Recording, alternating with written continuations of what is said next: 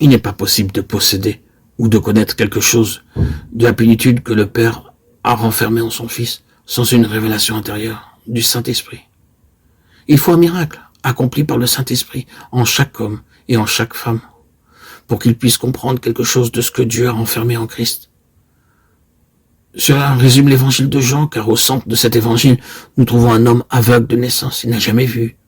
Il ne s'agit pas ici de lui rendre la vue. Il faut la lui donner. C'est la première chose. Il va y avoir pour cet homme un monde entièrement nouveau, malgré tout ce qu'il aura pu soupçonner ou supposer ou imaginer, ou malgré tout ce qu'on lui aura dépeint. Le fait de voir va être pour lui un nouveau commencement.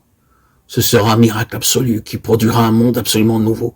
Et toutes ces conjonctures sur ce que ce monde contenait et était seront prouvées avoir été bien inadéquates lorsqu'il verra réellement. Il est impossible de voir avant que le miracle soit accompli en nous.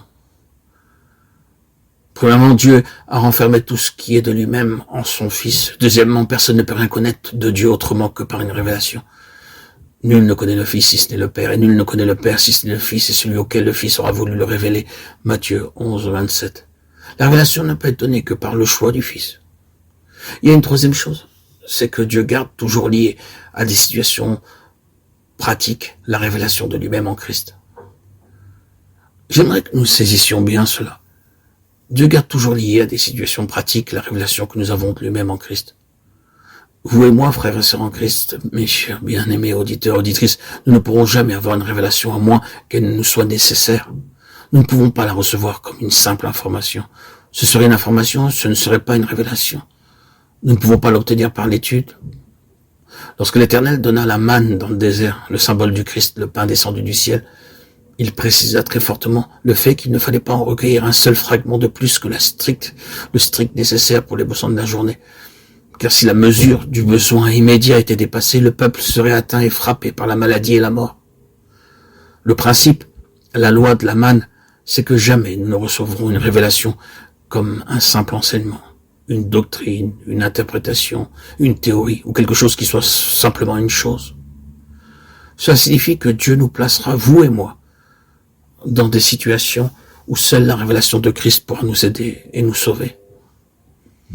Nous remarquons que les apôtres sur la révélation pour l'Église dans des situations pratiques. Ils ne se réunirent jamais autour d'une table dans une sorte de conférence, de la table ronde, pour élaborer un programme de doctrine et de pratiques religieuses pour les églises. Ils se mirent à leur travail et se trouvèrent bientôt en présence d'une situation désespérée. Et c'était dans une situation qui les pressait, souvent jusqu'au désespoir, qu'ils criaient à Dieu et recevaient la révélation nécessaire. Le Nouveau Testament est la chose la plus pratique qui soit, parce qu'il est issu de situations pressantes. Le Seigneur donnait la lumière nécessaire à une certaine situation.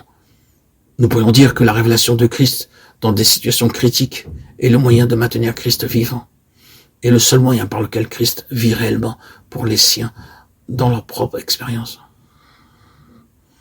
Or, mes bien-aimés, c'est là la raison pour laquelle le Seigneur nous garde dans des situations qui sont dures, réellement dures. Le Seigneur ne veut pas que nous restions dans des lignes théoriques en ce qui concerne la vérité, ni dans des lignes techniques. Oh, évitons la technique comme une chose en soi. Mais reconnaissons ceci. Bien que le Nouveau Testament contienne une technique, nous ne pouvons pas simplement en extraire la technique sans l'appliquer. Il nous faut entrer dans des situations pareilles à celles du Nouveau Testament pour avoir une révélation du Christ qui réponde à cette situation. C'est pourquoi la voix du Saint-Esprit à notre égard consistera à nous conduire dans des conditions et des situations et des besoins vivants et actuels dans lesquels seule une connaissance nouvelle du Seigneur Jésus pourra être notre délivrance, notre salut, notre vie, pour nous donner ensuite